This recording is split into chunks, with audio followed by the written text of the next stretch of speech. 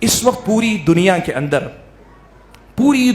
اندر ایک بڑا مسئلہ وہ یہ ہے کہ مسلمانوں سے زیادہ جذباتی تکلیف کسی اور قوم کو نہیں پہنچائی جا رہی ہے.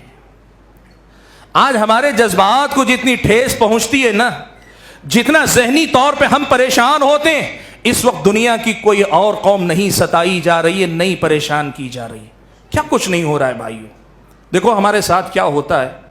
قرآن کی بے حرمتی کی جاتی ہے اور بار بار کی جاتی ہے، ڈنکے کی چوٹ پہ کی جاتی ہے، اعلان کر کے کی جاتی ہے. ہو رہا ہے ہمارے لیے. اور آپ جانتے ہیں مسلمان سب برداشت کرتا ہے، لیکن یہ چیزیں ایک مسلمان کے لیے ناقابل برداشت. پیارے نبی صلی اللہ علیہ وسلم کے ساتھ گستاخی ہوئی. میں بات بین الاقوامی سطح سے، انٹرنیشنل لیول سے لے کر ملک تک کی بات کروں.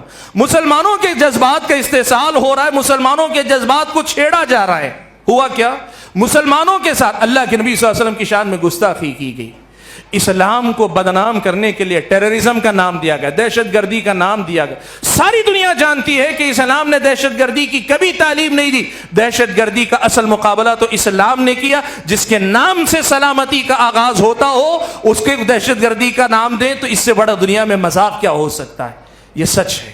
اتنا ہی نہیں، یہ بھی سچ ہے کہ مشرق و مغرب کے اندر اگر آپ دیکھیں گے تو مسلمانوں کا خون سب سے زیادہ سستا ہوا.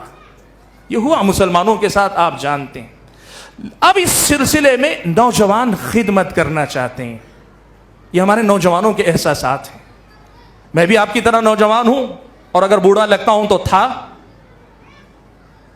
ہر مسلمان کا خون کھولتا ہے میرے بھائی. ہر مسلمان کے احساسات جاگتے ہیں، ہر مسلمان کو تکلیف ہوتی ہے.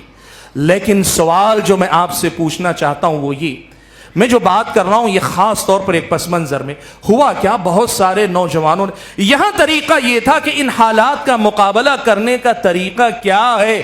یہ پھر سے طریقہ یہی تھا کہ امت کے نوجوان، امت کے علماء، امت کے ذمہ دار، جماعت جمعیت مل بیٹھتے ان معاملات کے تدارک کے لیے، روکنے کے لیے کیا ہو سکتا ہے اس پہ غور کیا جاتا. لیکن ہوا کیا. میں آج جو بات بول رہا ہوں اس پر آپ جذباتی نہ ہوں. آپ جائیں، سوچیں، بیٹھیں، پڑھیں اگر آپ کو پڑھنا آتا ہے. ہوا کیا؟ نوجوانوں کے ان جذبات کا کچھ تنظیموں کی طرف سے استحصال ہوا. میں بات کر رہا ہوں بین الاقوامی سطح پر. اور آپ کو معلوم ہے میرا اپنا ایک خطاب ہے یوٹیوب پر، کبھی آپ کو موقع ملے تو سن لیں. اس گھر کو آگ لگ گئی گھر کے چراغ سے. اس گھر کو آگ لگ گئی گھر کے چراغ سے. آپ ہمارا چراغ ہیں، ہم آپ سے امیدیں ہیں کہ آپ سے ہمارا گھر روشن ہوگا. لیکن ہوا کیا؟ جذبات کا استحصال کرنے والی بعض تنظیموں نے، میں خاص طور پہ باہر کے ملک کی، اس لیے کہ ہمارے ملک کی بات ابھی میں بعد میں آ کے کروں گا، باہر کی تنظیموں نے کیا کیا؟ امریکہ کے خلاف، فلاں کے خلاف، اس کے خلاف جہاد کے نام پر کیا. میں اس میں دو تفصیل، میں نے کہا نا کہ اس کی تفصیل میں جاؤں گا، بات بہت لمبی ہوگی، لیکن بنیادی بات صرف آپ کو بتانا چاہتا ہوں. 20 سال کی پچھلی جو ہے لڑائیاں، جنگیں ہمارے نوجوانوں کی، آپ اسے قربانی کہیں یا نادانی کہیں، جو نام آپ دیں، لیکن سوال میرا یہ ہے آپ سے، 20 سال کی جو قربانیاں ہوئی، ان قربانیوں کے بعد مسلمانوں کو حاصل کیا ہوا؟ مسلمانوں کو حاصل کیا ہوا؟ آپ اگر قرآن و سنت کی تعلیمات اگر پڑھیں گے نا، قرآن و سنت کی تعلیمات میں یہ بات ہے کہ جہاد بھی کون کرے گا، کب کرے گا، اگر فائدہ ہونے کا امکان نہیں، نقصان غالب ہے تو کیا کر سکتا ہے، نہیں کر سکتا. یہ سب کچھ تھا. بین الاقوامی سطح پر علماء بولتے رہے، بتاتے رہے، لیکن ہوا کیا معلوم آپ کو؟ بھائیو میری بات سمجھو. میں نے کہا پھر بھی کہ یہ بات جذبات کی نہیں، یہ بات سمجھنے کی ہے، یہ بات ہمارے اور آپ کی سمجھ میں آنے کی ہے. ہوا کیا معلوم ہے؟ نوجوانوں نے طے کر لیا کہ ابھی ہمیں تو نکل پڑنا ہے. اور جب علماء نے سمجھایا کہ اس نکلنے میں امت کا فائدہ نہیں نقصان ہے، تو ہمارا نوجوان ہمارے علماء کے خلاف برگشتہ ہو گیا. کہا یہ کمزور لوگ ہیں، یہ ڈرتے ہیں، ڈرپوک ہیں، یہ حکمرانوں کے اشارے پہ چلتے ہیں، یہ حکمرانوں سے ڈرتے ہیں. مانا نہیں، گئے. آج آپ کو میں یہ بات بتانا چاہتا ہوں اور میری گزارش ہے آپ سے کہ جا کر آپ وہ سن کر دیکھیں. اس گھر کو آگ لگ گئی گھر کے چراغ سے. آپ بتاؤ کتنے ہزار دشمن مارے گئے؟ آپ حساب دیکھ لو جا کے، ساری جنگوں کا حساب، پچھلے 20 سال کی جنگوں کا حساب. خلیج کی جنگ سے جو شروعات ہوئی، 1992 کے لگ بھگ جو جنگ ہوئی، وہ جو خلیج کی جنگ سے شروعات ہوئی، ابھی قریب تک کی جنگوں میں ہمارے اپنے مسلم نوجوانوں کا خون کتنا گیا، کتنی ہماری مائیں جو ہے وہ بیوہ ہوئی ہیں، آپ جا کر دیکھو، کتنے ہمارے بچے یتیم ہوئے ہیں، کتنے ہمارے بچے معذور ہیں، کتنے ہمارے اور آپ کے شہر بڑے کے بڑے قبرستان بن گئے میرے بھائی، شہر کے شہر کھنڈر بن گئے، اتنا سب کچھ ہوا۔ سوال یہ ہے، جو ہم حاصل کرنا چاہتے تھے ہم نے حاصل کیا؟ کیا ہمارے خلاف وہ ساری باتیں رک گئیں؟ قرآن کی توہین کا معاملہ، نبی علیہ السلام کے ساتھ گستاخی کا معاملہ، اسلام کو بدنام کرنے کا معاملہ، مسلمانوں کے خون کو سستا، یہ سب رک گئی۔ تو پھر پچھلے 20 سال کے اندر ہم نے جو کیا، یہ سودا فائدے کا ہے کہ گھاٹے کا ہے؟ میں بتاؤں، ہمارے بعض جذباتی نوجوان یہ کہتے ہیں ہم مسلمان جب میدان میں نکلتے ہیں یا تو شہادت ملتی ہے یا کامیابی ملتی ہے۔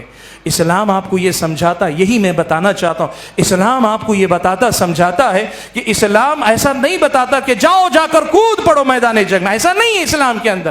اسلام کے اندر جس طرح نماز کا ایک بنایا طریقہ ہے، جنگ کا بھی اپنا ایک اصول و ضابطہ ہے۔ جس طرح بے ترتیب نماز نہیں ہوتی، بے ترتیب جنگ بھی اسلام کی نظر میں جنگ نہیں ہوا کرتی۔ یہ ہمارے اپنے ان نوجوانوں کا معاملہ جو خدمت کرنا چاہے، میں کہہ رہا ہوں نا کہ ان کی نیت پہ شبہ نہیں، اور میں اس کی تفصیل میں جانا نہیں چاہتا۔ آپ لوگ جو پڑھے لکھے آپ میں سے ہیں، آپ کو میں دعوت دیتا ہوں، جاؤ جا کر وہ رپورٹیں پڑھو، وہ کتابیں پڑھو جو مختلف ملکوں کی ایجنسیوں کی کارروائیوں پہ لکھی گئی کتابیں، بین الاقوامی ملکوں کی جو ایجنسیاں ہیں، ان ایجنسیوں کے بارے میں، ان کے کام کرنے کے طریقے کے بارے میں لکھی گئی کتابیں پڑھ کر دیکھو، پتہ یہ چلتا ہے مسلمانوں کو مسلمانوں کے مفاد کے نام پہ بیوقوف بنا کر مسلمانوں کے خلاف ہی استعمال کیا گیا اور مسلمانوں کو ہی برباد کیا گیا۔ یہ اس وقت دنیا کے اندر بلا مبالغہ 20 کتابیں ایسی جو تحقیق کی بنیاد پہ لکھی گئی، ساری دنیا کی ایجنسی۔ ہمارا نوجوان بھولا ہے، اس کے اندر جذبہ ہے قوم کے لیے، وہ خدمت کرنا چاہتا ہے، اسے تڑپ ہوتی ہے کہ یہ کیسے ہو سکتا ہے کہ قرآن کے ساتھ گستاخی ہو، نبی کے ساتھ گستاخی ہو، فلاں ہو، یہ کیسے ہو سکتا ہے؟ لیکن اس کا رد عمل کیا ہونا چاہیے؟